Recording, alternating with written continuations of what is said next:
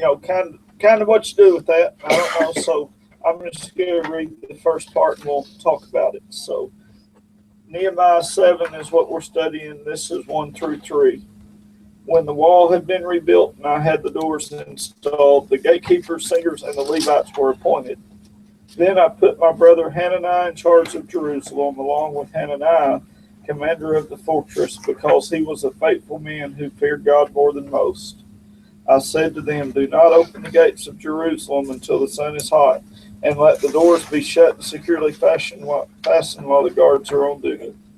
Station the citizens of Jerusalem as guards, some at their posts and some at their homes. So Cindy asked me just yesterday what's so hard about installing doors. So I've got a little YouTube video we're going to watch about hanging doors. So, no. Cindy. So looks easy. Yeah, it looks easy. These are probably big doors. They were probably big doors, and I bet that they really needed some heavy-duty shims to set those doors on to hang it up. So probably it was entire logs they had to set the doors on to even get it balanced. What do you think they use for hinges? Don't you think the doors was made out of logs too? Had a lot of iron. That's what? Iron. It was all iron. Could they make a hinge though? I think it just was the post and it just sat on top of it. They had metal workers. I mean, they were pretty good at building the iron stuff. I think it's just I picture an iron gate basically. It just sits on the post and swings. You wonder, and I will say, we'll kind of talk about leaders that Nehemiah was, but he organizes, builds this wall and the gates and all that kind of stuff. And you do have any, I guess we don't know, was there a lot of craftsmen around? But a lot of it is just being a leader and just getting the right people where you are. And it is a lot what Rick talked about today. And I say this building of my office, I've contracted it, and I've never done that before. But the key is you get the right people there at the right time, and that can do the job, and then you make sure no one takes them off of that job you need them for to do something else. So just one of my biggest things is always, and yesterday was a good example, I really kind of had two crews in there working with me. Well, they both want to go help the other crew. No, you're the doorman. You're the plumber. Y'all don't talk to each other. Do what you, and that's what Nehemiah's talking about here is he's got the walls rebuilt. He's got the doors installed. Now he has to figure out, okay, now what is next? How do I keep this thing going? Because he's got all the parts there, it seems like. Did y'all read how many people have come around so far? There's a lot, wasn't it? No, Steve, did you read the numbers? I don't know the numbers. I mean, it was, I think, around 100,000 people that had come back. Well, but then it says no one's there. So there's no houses been built. There's nothing new as far as what's going on. So he's built these walls. Now what's he got to do? It's got to populate it. Yeah, I mean, it's kind of useless to have walls. And we talk about that, I think, and that's where we kind of go. We kind of do that in this church or this Sunday school class or anything we go to build, don't you? You build it, you build the walls around it, and then that thing, you're looking around and you're there by yourself because no one else is good enough to be in there, or you didn't. I mean, why does that happen? Why do we do that? Most people don't want to change, so they'd rather not move unless they're in such a dire position that anything's better than where they are now, so they welcome the change. But most people are comfortable where they were. These people were comfortable. They were outside the city. They had their own little spot that they could protect. the city was a nightmare to try to protect. I mean, they had the walls, but even, I mean, if you looked at the terrain, it was all hills and valleys and ravines and stuff, which in that day, you know, was impossible to defend. You look at some of these old westerns where you see the forts that they build out in Kansas, there's miles of nothing but flat. And so they can see people coming for hours. But here it wasn't the case. They could sneak right up, coming up a creek, or so in fact they did. That's how the Assyrians came in and got them in the first place, was they came in through the water ducts and stuff. They couldn't defend it. And so all these people that were still there had gone out and built their own little spot in their own little private thing, and they could defend their own, but they couldn't defend as something as big as this city. And if you, my printer was out, and I didn't get to bring a good map of the city itself, but it's a big, huge place, and it spreads from north to south. It's really tall. And so even if you had the walls and the gates and you're patrolling the south end, then nobody's going to go, who's going to defend the north end? And so nobody wanted to come in there and say, no, I don't want to go into that place. It's too dangerous. So what was important about coming in then? Why was it so big for Nehemiah to have people, to have built the walls and have the population and such? It's still God's city. It's a holy place. I mean, that's. But you know, even this still, you know, I think I said this last week. It still kind of perplexes me as to why why did they need to do this? Because I know they used to have one, but that's back when they were their own country, and so it's still. Are they still under siege at this time? They belong to, as far as I can tell, the Persian Empire, right? Right. No, They're not really no. under siege, though, because the Persians were favorable toward the Okay, Jews, they and did. so they let them go back. But the people that were in the surrounding areas were not Jewish people, for the most part. There were some remnant that were too old or too poor to actually make the trip to Babylon. But the rest of them were the Samaritans, So were they All not the- allowed to have a standing army? no, not at that Well, point. see, that tells me right there that they are still under the control Well, of yeah, the Well, that's empire. for- I mean, Nehemiah did. He had guards and stuff while they were, you know, building the wall, and then now he's asking for guards on a full-time basis to Sounds like, say, yeah, civilians are doing it. right, it is. They had a small. Well, Hananiah was a military man, and so that's why he chose him. He was a leader and a military person, and so he could organize the military part of it. But no, I don't think they had a big army. The king of Persia wouldn't have allowed them to have a big army, but he did say that it was okay for them to go back and do that, and he saw the need for protection. But Oh, see, I mean, I again, know your point. I don't Yeah, why. you can't have an army because you Right. belong to us now, but we're going to give you a little bit of freedom here. Well, but if the king of Persia, I'd think, well, I don't want you building that big old wall around that town again, because that just means you guys. But he let him because he liked Nehemiah. I mean, don't Yeah. you think the Lord probably had a lot Oh, to do with that, as he absolutely. caused him to Well, be favorable toward the Jewish people? And you got to remember too is anywhere you could have control of is good, because you know the king couldn't turn on CNN every night and find out what's happening over in Jerusalem area. I mean, you know, he probably didn't even have drones, I'm guessing. So it's probably If you did, they'd land in the wrong place. so.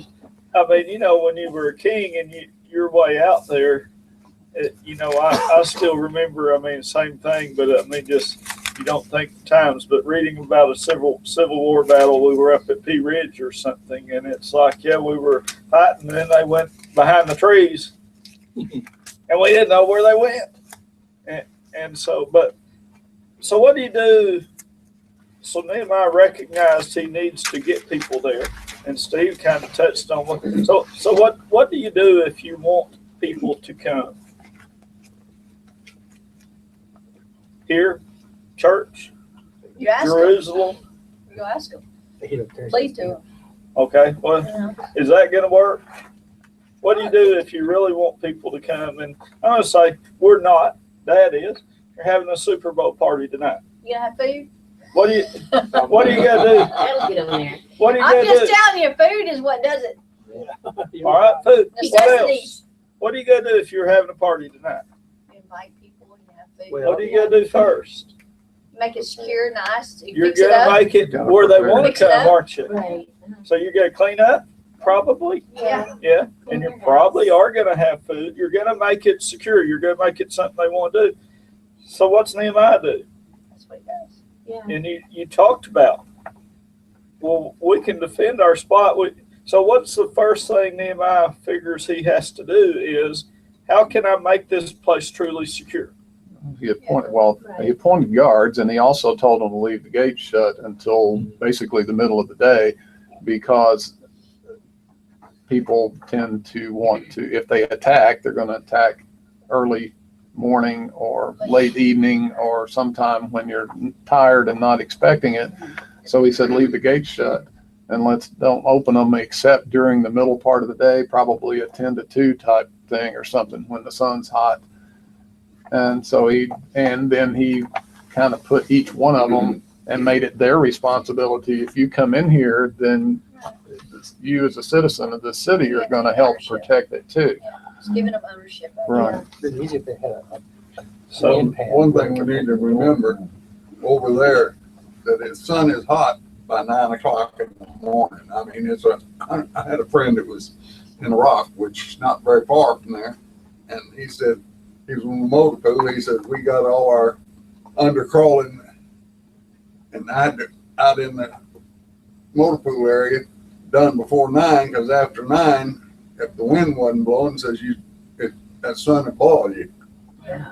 So if we were gonna say, I guess what Nehemiah did for Jerusalem, and we want to bring that, say, to our Sunday school class, and we say, gosh, we've got a pretty good shell of a Sunday school class, we've got a pretty good shell of a internet thing going.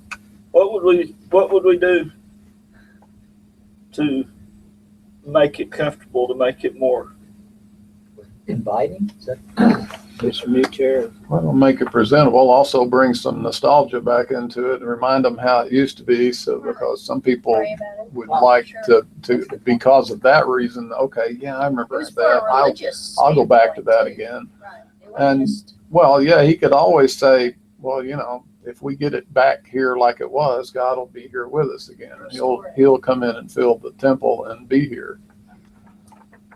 Well, what did they do for making a living? Was they farmers? Most of them? Farming, sheep herding. They really didn't have anything of their own. Basically, they would, they were so poor that they would work somebody else's property or stuff, but they would get percentages of it. Some Sharecropping. sharecropping, some a little bit of like logging or something, wood stuff, although a lot of that came from Lebanon. So they, I don't remember if it was last the reading, but there were a lot of them had already sold themselves into slavery to the people to Israelites who had more money or more wealthy had actually sold. So it is a very poor group of people. And so I think anything you could do to make it more comfortable, and I think that is what to say we're going to give you some more comfort. We are going to make it more, we are going to bring God back. But first you've got to have the infrastructure. And that's what Nehemiah did is provides the infrastructure and different jobs for different people, appoint certain people. So as soon as I figure out who, I'm going to appoint a new director, because I'm really not so comfortable. I mean, but You gotta give me a I chance to don't know, resign. when the director and the treasurer are in the same family, I'm I just, don't know. All the food. Mhm. What's the problem? yeah, I just, Spreading the wealth or something. We just Gonna fire you. distributed it. You want to watch. uh, I think there was probably a lot of fighting going on. If you look at chapter 1, that's the key, that we frequently forget. Yes. Jesus said, "You can do nothing without me," and that's proving to be true in our nation. Yeah. I think that's something, I think this whole thing, I think you'd think of our church, because sometimes it has in the past for the rich church. And, you know, we've got all these big walls and we've got the pretty place. And are we doing what it takes to populate it? Just say pretty girls. Yeah. I mean, you know, and I don't know, and you gotta watch. I'm just gonna say, y'all may not. Does it bother anyone that church service tonight is watching the Super Bowl? You know, and I is was that thinking about Brother Crab's, you know, his grandson goes here. Well, he was our preacher. He was his preacher growing up, and my preacher, yeah, in Washington State. And I was just thinking, what would Brother Krabs think? Because he was a hellfire, brimstone kind of preacher. He'd take his jacket off and pulpit pounding and sweating, and it was a great thing. And I was thinking, what would he say if he? I understand it though, because it's not some topless bar or something. I mean, you know, it's something that Well, look. they're using what's going on today to draw people in, which, you know, Super Bowl is harmless as far as, you know, unless it doesn't have a bad, you know, show with someone showing somebody's, you know, body like it did a couple of Yeah. years ago. But I understand they're trying to bring young people in, people who, you know, There are not any beer commercials or? no, there is. I'm not saying that. I'm saying that they're trying to bring them in because most people, not most. I agree. Some people like to I watch mean, these but that's commercials, and you're that's right. just what I'm saying is, what do you give? I wonder if Nehemiah might have populated the place better if he also said, Hey, we got and Casey. harem's available. Right. And so, I think it's a slow compromise. you know, But it's again, I over time. think you've got to, You're right. I understand both. I mean, you know, if you're able to bring someone in and say, hey, we're gonna have food. They want you to feel comfortable. We're gonna watch a game. Maybe part of our problem, we're trying to make people too comfortable. That's You true. go around I the understand world, both sides. People Let's- around the world are not Yeah. comfortable. let's do the in next favor of section, our- and I think we're gonna answer that somewhat. So this is 4 through 8, except I'm gonna kind of skip 8, but anyway. Oh, So the city was large and spacious, but there were few people in it, and no houses had been built yet. Then my God put into my mind to assemble the nobles, the officials, and the people to be registered by genealogy. I found the genealogic record of those who came back first, and I found the following written in it. These are the people of the province who went up among the captive exiles deported by King Nebuchadnezzar of Babylon. Each of them returned to Jerusalem and Judah to his own town. They came with, go ahead, Randy. no, Yes. all of those people. Yeah. What, Zerubbabel, Jeshua, Nehemiah, Azariah, Rehemiah, Naamani, Mordecai, Bilshan, Mizpereth, Bigvai, Nehum, and Bayan. Wow, You Go. cracked it. Good job. You Good were a good job. phonics teacher too. I did too. I'm so glad for that. So, That's awesome. and then the verses, if you read, just go on and on and on. There is a humongous list of people. Yeah. Y'all notice the name Mordecai in that Yeah, I verse? saw that too. Is that the same It's Mordecai? the same I didn't know. Mordecai. Is it the same one? If you look I in just noticed Ezra, when we were doing Ezra, and in between chapter 6 and chapter 7, there's a 50-year period there, and my Bible, 2 different Bibles That's I've when read said Esther that is when came in. Esther occurred, and so Mordecai was right in the middle of all of this, Yeah, and he was there. That's neat. Yeah. So first Nehemiah tries to make the city safe, and then he says it's large and spacious. There's no people in it and no houses, so he wants to do that. And then he says God put in his mind to assemble everyone. What do you see about who he got? Well, they got leaders. Well, is that what you're, is I that mean, your the question? What genealogy? Well, didn't he just want people? Oh, huh? Well, he said God put in my mind to assemble the nobles, Right. the officials, and the people. So he had leaders Right. in there. He had all different walks of life. You had the nobles, and then you had What- officials, and then What you would had be the in regular common folk. of these people, though? They were all Jewish. They're all That's what I'm Jews, saying, they're all, aren't they? yeah. So he wants to build this city back, but only with certified Jews, right? And Certified. yeah, well, really and truly.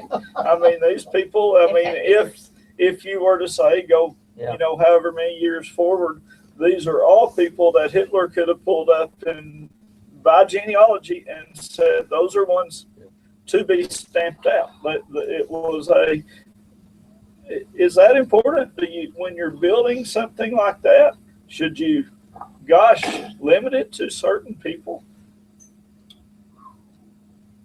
I think we're about to find out in the United States. At least in this case, I think it is significant because they are a what is it? Homogeneous. Homogeneous. I mean, I forgot how you say that, but anyway, yeah, you want. Do I use pure blood here? They wanted that. That was important to them, and maybe it's important to God too. Well, it says God put into their heart, so he couldn't do anything else. Yeah. So God God's wanted kind this of to exclusive be, here. yeah, And all because of it is the other, his God folks. wanted it to be his people, didn't he? Yeah. He wanted it to be the right people. And that's it. Is it important anytime? Okay. So I'm going to say, so I've just to think, I've got an office, okay? And I hire people. What do you think the one thing that is important to us when we hire someone? They know what they're doing. They're qualified. I can teach them that. You want them to think like you think. Well, that they have the the. same Are you saying the credentials for medicine? Character. I want a happy person. The last person we hired, that's the thing Cindy says. That is a happy person. Like happy. That's what we want is yes, we want people like us. I tell people when I interview them, Right. you're going to come to work smiling and you're going to leave smiling. And if you can't do that, Then we don't need you're to. not We going don't to fit need in to. here because Right. that's what we are as happy. And so is I know it you're dumb as important dirt. when you're building, Yeah. when you're Because you building, might hire somebody who would Dumb come as in dirt, and bring but you're happy. stripes into your office. I was So- thinking of medical. I don't know they- what's they wrong have with you. medical. Have That's a good day. you, right? it is. But again, I'm that's, happy. Are you happy? You're gonna die. do you need to be picky of who you bring into something when Yes, you're yes, building yes. something? You sure did. Absolutely you do, Yes, don't you? yes. If not, it will just, so what did God say? I mean, in this case, Right. where did the troubles come from here to begin with? Mhm.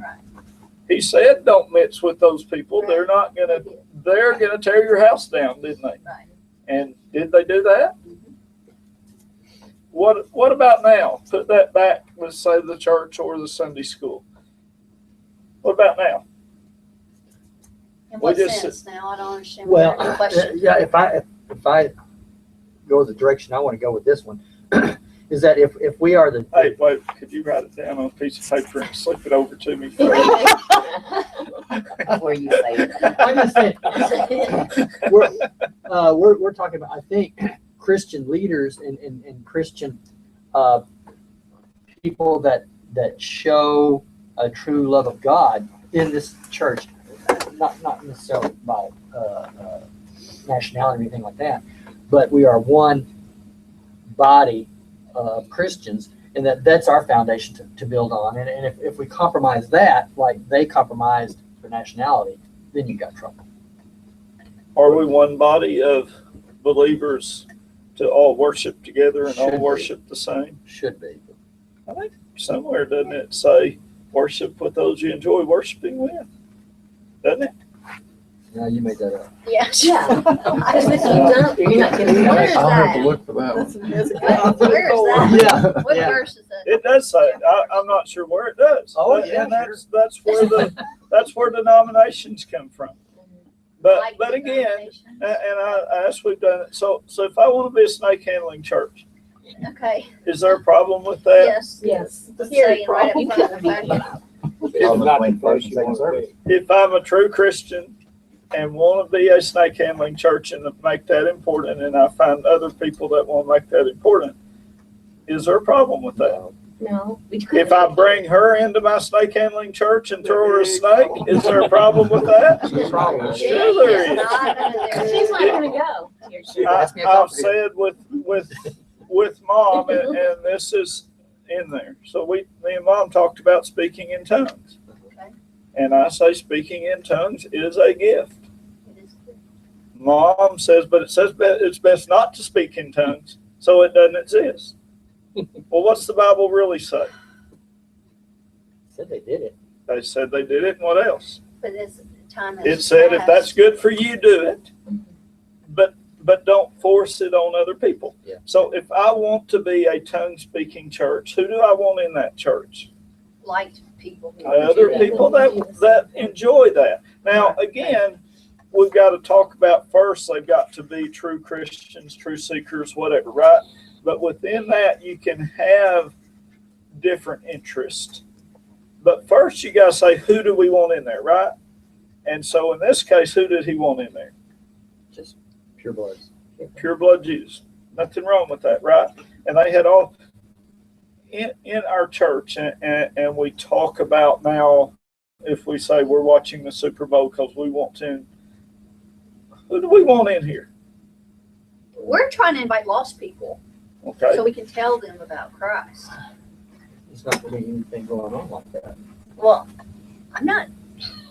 You think they'll open the meeting with prayer? So Possibly, but I mean, it's more of to say, hey, Christians Have a good time. also have a good time. We don't need all the extra activities going on to have a good time. We can still sit and enjoy a I'm football gonna watch game. the Super Bowl. I think it's fun. I enjoy football. Well, the You know? thing is that tonight people are gonna stay home from church to Right. do that. That's So, yes. Well, they Right. traditionally do. Usually on Super Bowl Sunday, there's less than 120 people Yeah. here. Show up, right? How far have you changed to do that? There you go. Yeah. I mean, is the Wizard of Oz next? Are we gonna stay home and watch that one? NCAA That's crazy tournament, to me. Final Four. Well, it's on a Monday, so we don't have to worry about that one. But I mean, we quit having church now for hamburger suppers, for watermelon suppers. That's on Most summer. So- But there's one thing I do think. When young people are coming to church, they are gonna be here in the building. Because if you miss one service, the next one's easier to miss. Sure. For that reason, you consistently keep them here. Here, right. But for the reason just to watch Super Bowl and dismiss church for it, in my Well, opinion, ridiculous. and then you'd ask, and again, see, I need filler and so, but That's what is the church for then? What is, It's for us to grow together. To first of all, it's to tell people about Christ. That's the first and foremost, I believe. And other than to worship the Lord and to learn about Him. Am I wrong? I mean, we're to come together as like believers and to is- love and support each other and help us. And so what is, and I don't know, what is God's church? the body, it's not the building. And who is that? Us, Us being Christians. believers, right? So It's people who are. is the church Sunday morning, Sunday afternoon, should we focus on how to get people out of the world into our church? Or Well, if we should don't you know God's focus on word- feeding the, If we don't know God's word, we're not doing it right. I mean, we need to learn about God's word, because if we don't, then we're going by our own rules, and that's where we've messed up. Is Oh, we come here on Sunday morning to worship. worship. Lost people cannot worship. Jesus said, well, they can worship false stuff, but not God. Jesus, in his last words, said, "Go ye therefore." and So it's we are supposed to be going go, and telling. People We come about here Christ. to worship, which lost people cannot do. and I'd say that's what I think church is, for us to learn and to grow so we can go. That's what I think. Now that doesn't mean, and I doesn't mean I'm right or wrong. It just so you know, to me, and I've said it before. So what do we have in here? 5, 10, 12 of us. I've taught classes to 2 or 3, and thought I was a miserable failure because there's only 2 or 3 people sitting there. Well, is that a? I shouldn't have, should I? No. But that's how we are, and so should we have church if 100 people show up? If we're about learning, or should we say, well, not enough people are going to show up today, so instead of being embarrassed, I'm going to watch the Super Bowl. Well, we do it for Halloween too. We call I it the know. harvest. I- Thing. and So I what's say- the difference? I mean, But I mean, we'll just look everywhere. I think, Randy, you know, when I quit teaching, why did I quit? 'cause you- Well, I think because you felt like you were gone too much, in probably numbers. Because I wasn't doing what I wasn't getting enough response to Yeah. feel good about what I was doing. Did y'all think you benefited from what I was doing? But I was selfish, wasn't I? And I was. I mean, why? I didn't like coming back and only having 4 or 5 people and saying, "Oh goodness, they don't." I had to say they don't. Well, I think wherever you have to say, I'm going to build it. I'm going to build it right. Nehemiah did that, didn't he? And then he said, you know what? I'm going to invite people. Is that what he said? I'm going to invite people. Any old people? No, he said what? I'm going to invite the right people. And then what? Gene would say this. I'm going to trust that God is going to grow it. I'm going to I do think what. there's a boldness though that we have to stand up. That's what we lack in society as Christians. We have to be bold enough and say, hey, you know, we know what's going on in the world, so we're going to invite people through the means like Halloween, for instance. We don't call it Halloween; we call it harvest. Yeah. Harvest. So people are out there doing that, and I mean, how many of us get out on the corner and tell people about Christ? How many? I'm not. Okay, so I'm not gonna do therefore, this is a way that the church is saying, hey, we're going to bring people in and they're going to see how we are. I understand both ways. I mean, I think we should probably have a service then. And then, you know, if we're going to, you know, worship, we should have a service. And why can't we have a little bit of preaching and then watch the, you know, as the aftermath, say, we're going to watch the Super Bowl too. We're going to have a good time. What's the difference? I think Am I it's all not about- right? I think it's all about food. Well, it is about food. You know, food, but what are Baptists known for? I mean, I was brought up in a different denomination, and it wasn't so much food. It was about you could drink wine. I'm just telling you. So I think it's a boldness that the church, that and the you know what? church leadership's doing to reach people. It is, and you know, again, that's about I'm not leadership, too what's much- building, and you just have say. And so some of us would look at some of the modern churches and say, well, that isn't church. Well, I grew up in a different church. And when my husband and I were in college, we went to the Methodist, is what I was, one Sunday, and we went to the Baptist the next. Well, after we got married and came home, so to speak, and he got out of service. Well, he was not going to be comfortable in the Methodist church, and that's fine with me because my grandfather was a Baptist preacher, and he was one of those that believed if you weren't his type of Baptist, you were never going to be in heaven anyway. But that's not why I joined the Baptist church. And I don't know if Steve remembers me telling this or not. I said, but you know, one of the first things I found out about going to the Baptist church is they meet to eat. You remember me saying that? talk about different denominations, same, but I was, one of the first times I ever taught a Sunday school class, I was asked to substitute teach. And it was on baptism. And I had no more got the words out of my mouth than one of the people said, well, what do you think about being rebaptized? And it was a person who was wanting to join our church and had been sprinkled not. And so here I am, and I'm like, oh my goodness, can't we? Well, that was the whole lesson, was trying to say the right thing and be within our faith, and very difficult thing. But we are different as believers. Well, I was that person. I mean, I was what has to be common? Well, what do you say to the person that was in the church that they have no interest at all in football? And we're not having church tonight because of a game. Oh, now it's not because of a game. Come on now.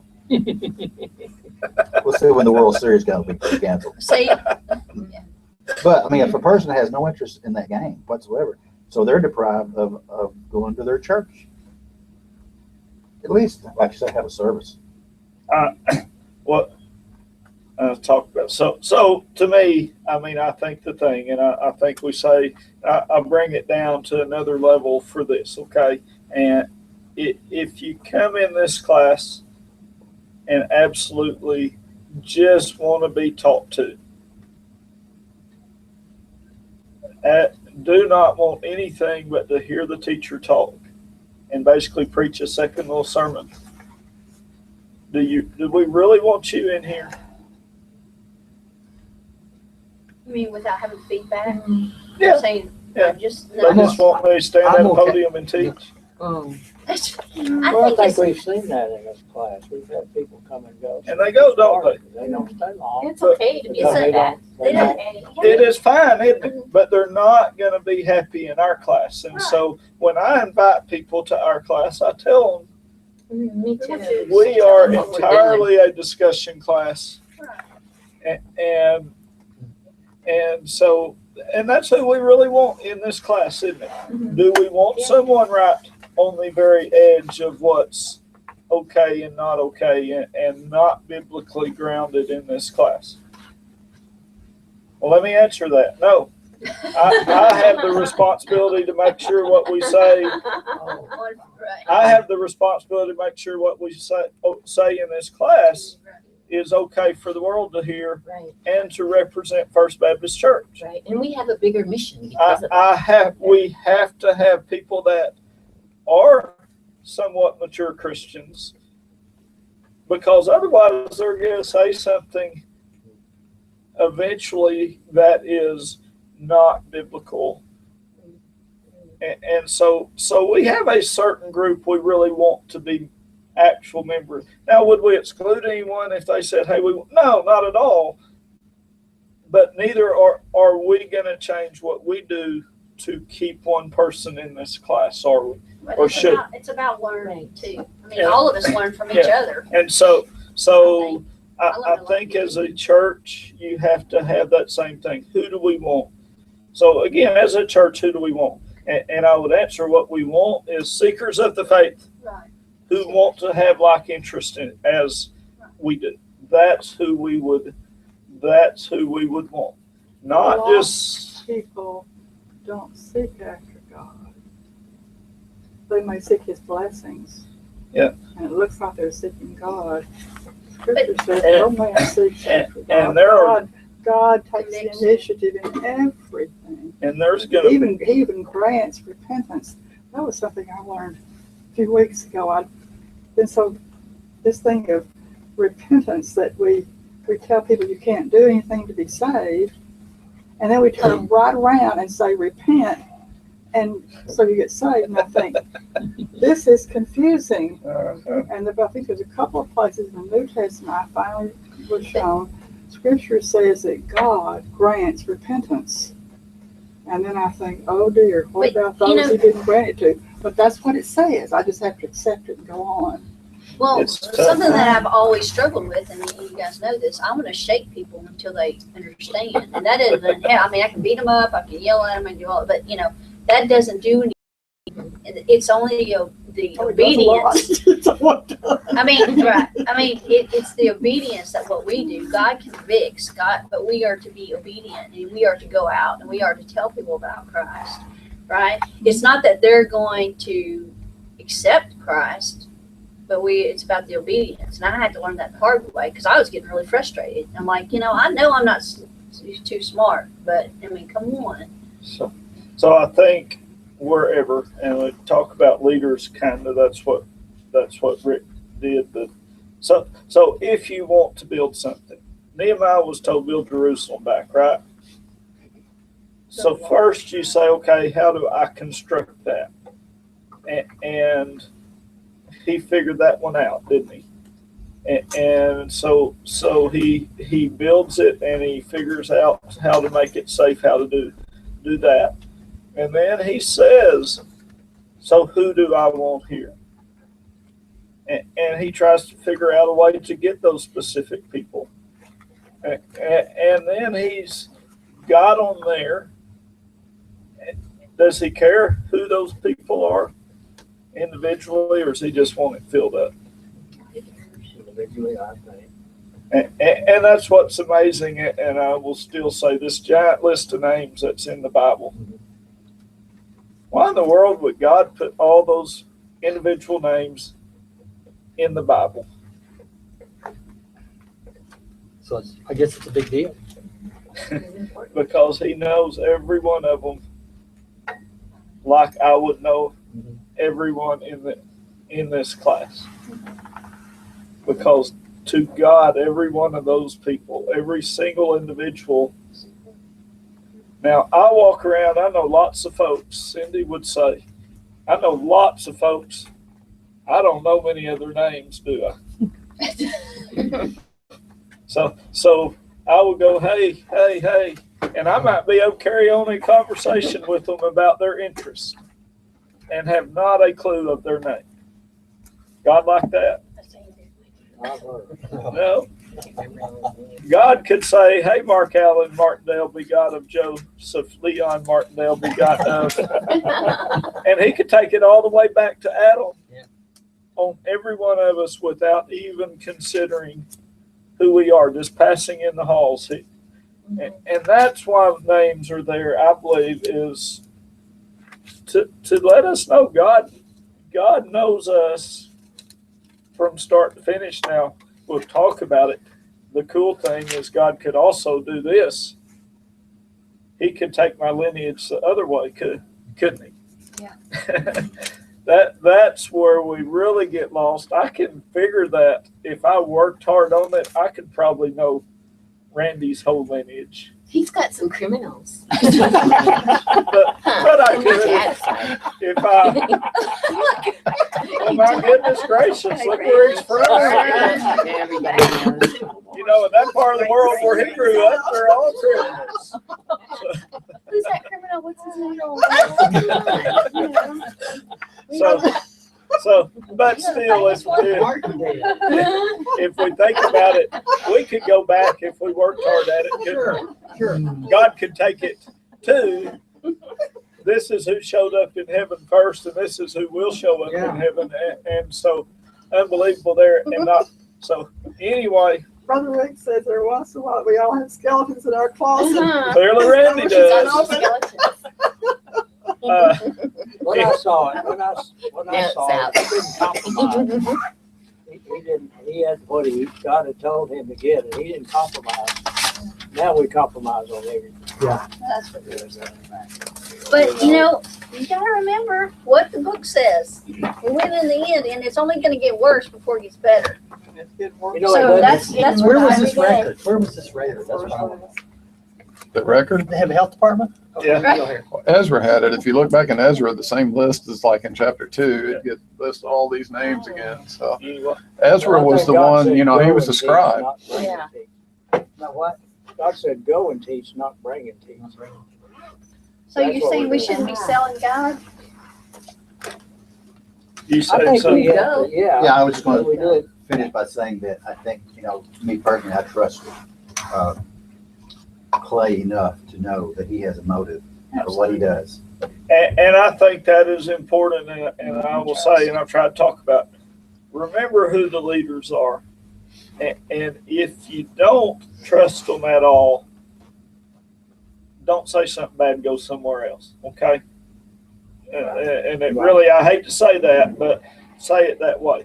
But I don't necessarily agree with everything that they're doing. But I trust them enough to think they have a mission and a purpose, and I'm going to do that. And I'll just say, so for us men, and I don't know the same for the women, some of you may have played athletics. How many of them agreed with everything your coaches ever told you?